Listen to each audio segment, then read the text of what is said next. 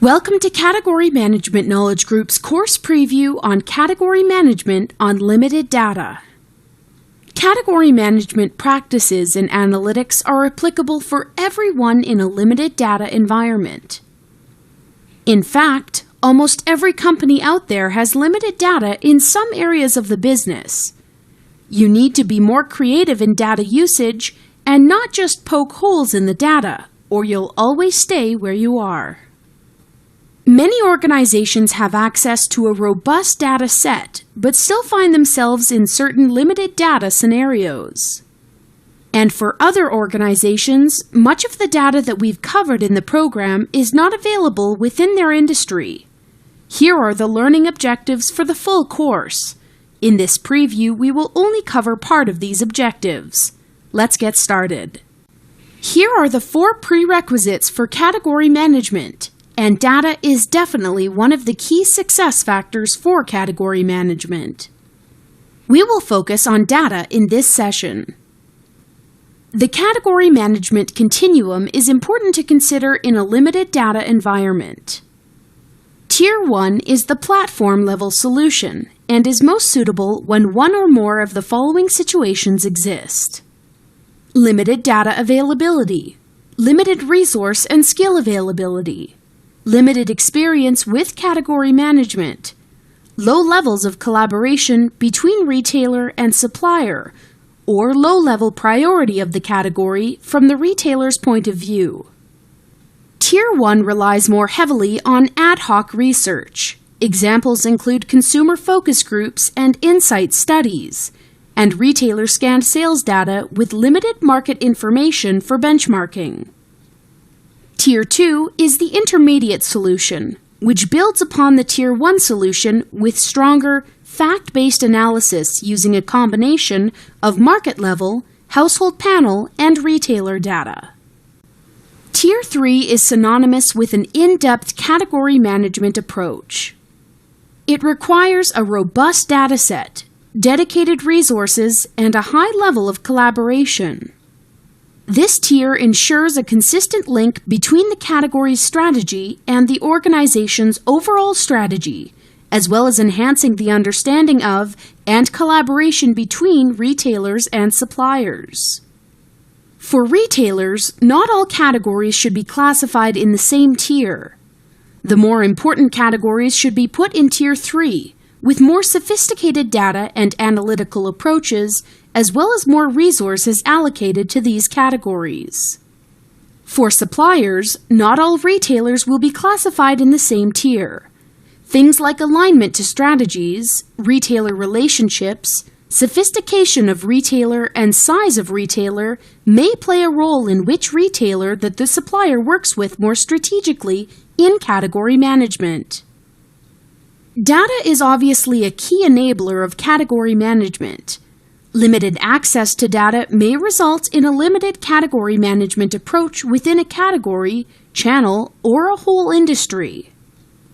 Data is the key success factor for Tier 2 and 3 category management. So based on this continuum, not all category management is created equal.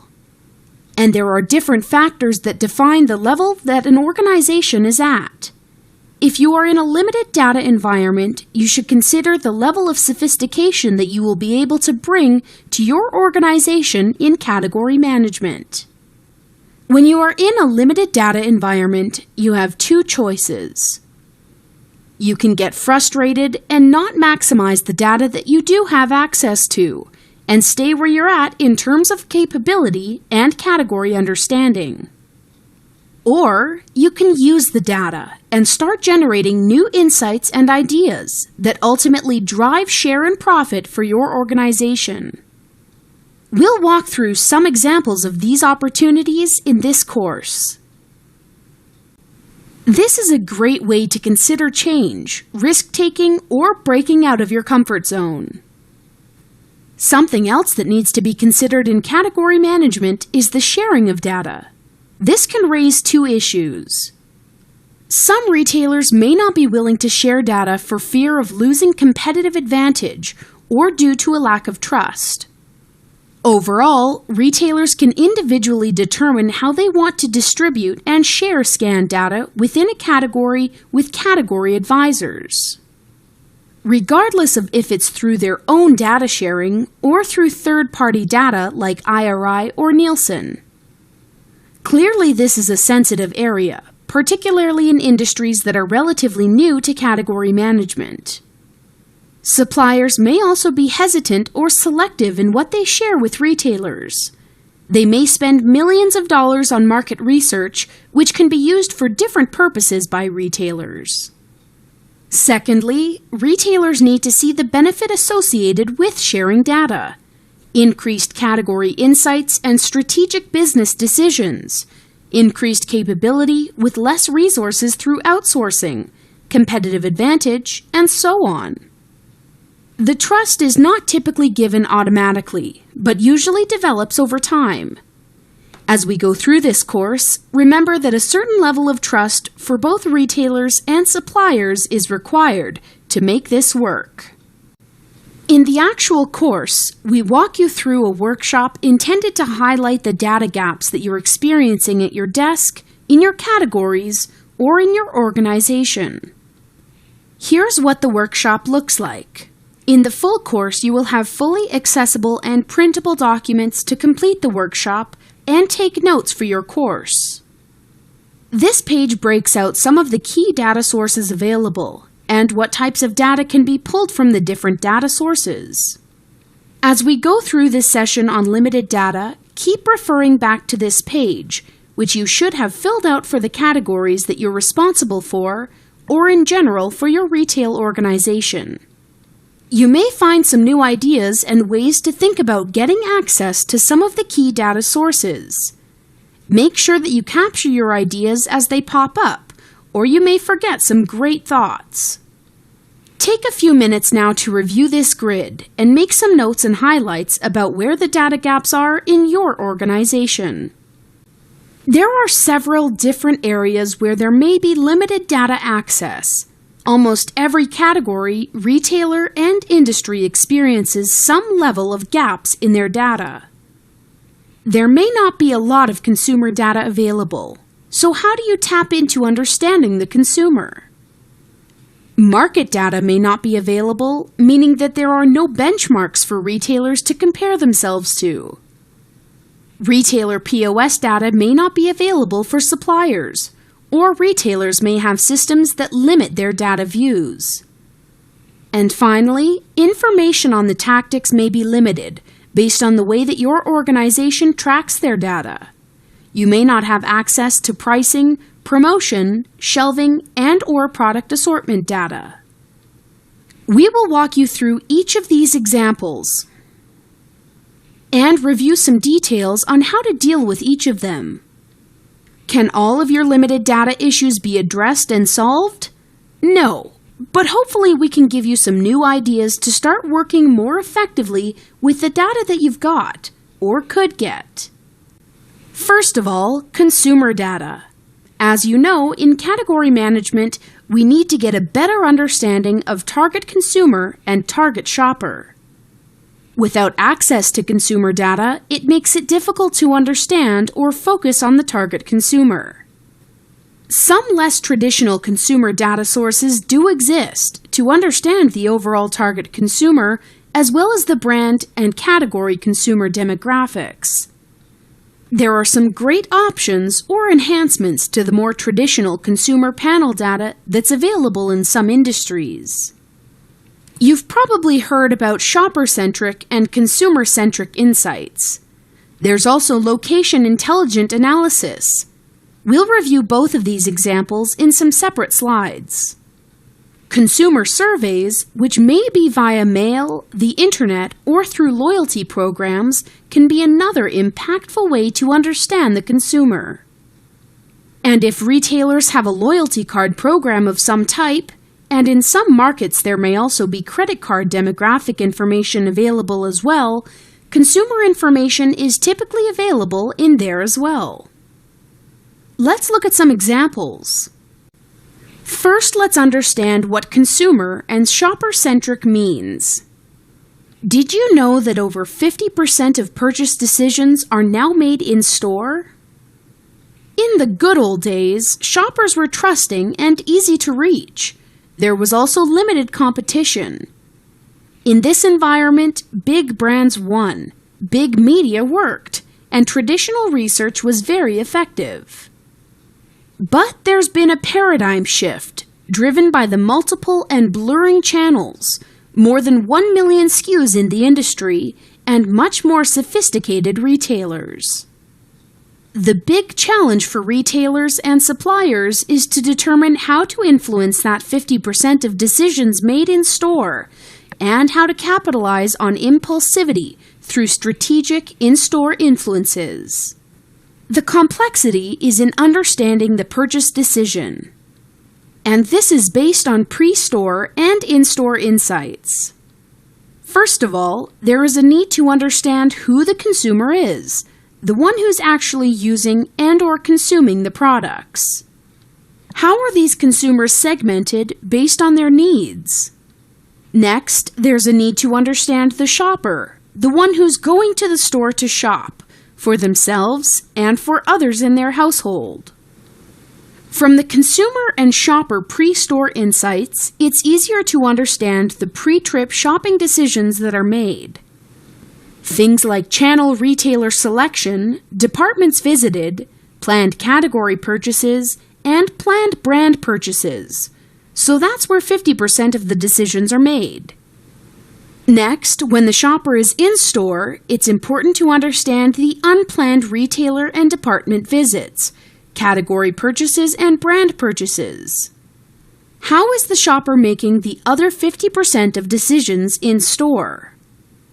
We can now start measuring and quantifying this behavior before and in the store.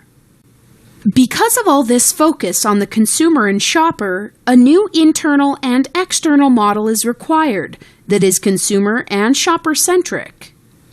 You need to understand who the consumer is and what types of things influence them, like pre-store media, pricing, packaging, and product development. After you understand the consumer, you need to understand the shopper, the person that's actually going to the store to purchase the products. What influences the shopper while in the store? How do things like store layout, product assortment, fixture design, planograms, and promotional strategies affect their purchase behavior? Becoming consumer-centric through understanding pre-store decision-making and shopper-centric through in-store shopper insights increases understanding of both the consumer and the shopper. This model, which is owned by Smart Revenue, allows retailers and suppliers to increase sales through consumer and shopper-centric insights that they can provide through a series of assessments and processes.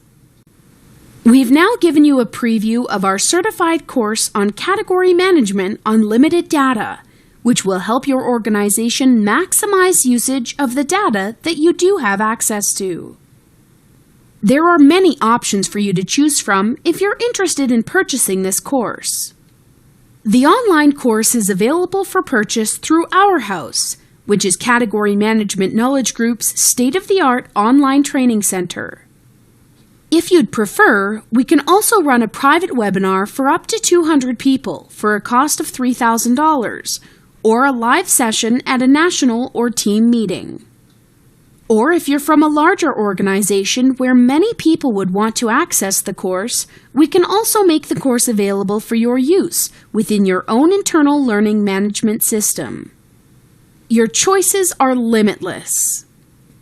Return on investment of your data purchase is paramount.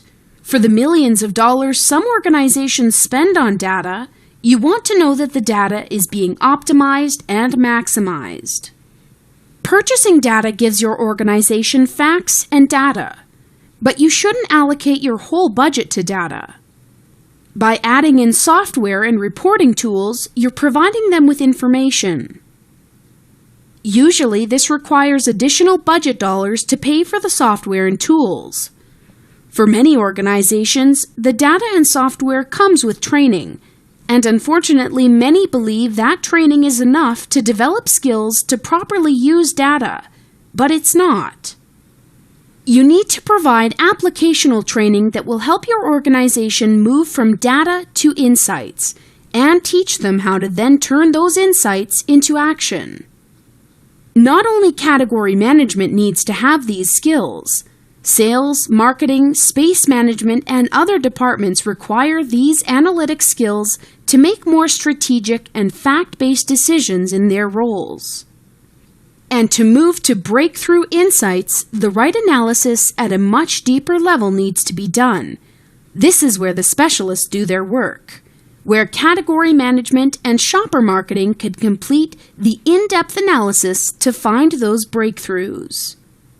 You need to set aside part of your data budget to pay for the corresponding applicational training to increase capability on your team and in your organization ongoing.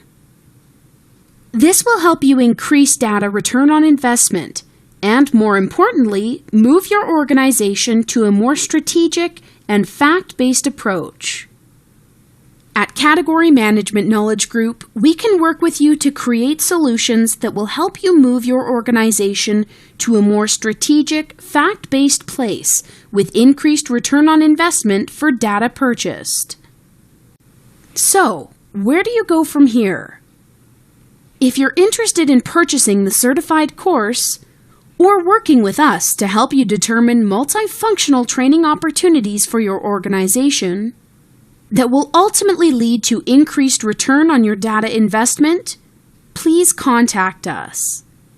We don't believe in a one-size-fits-all approach and will consult with you to ensure that what we deliver meets your specific needs and business issues. We hope to hear from you soon. Have an excellent day.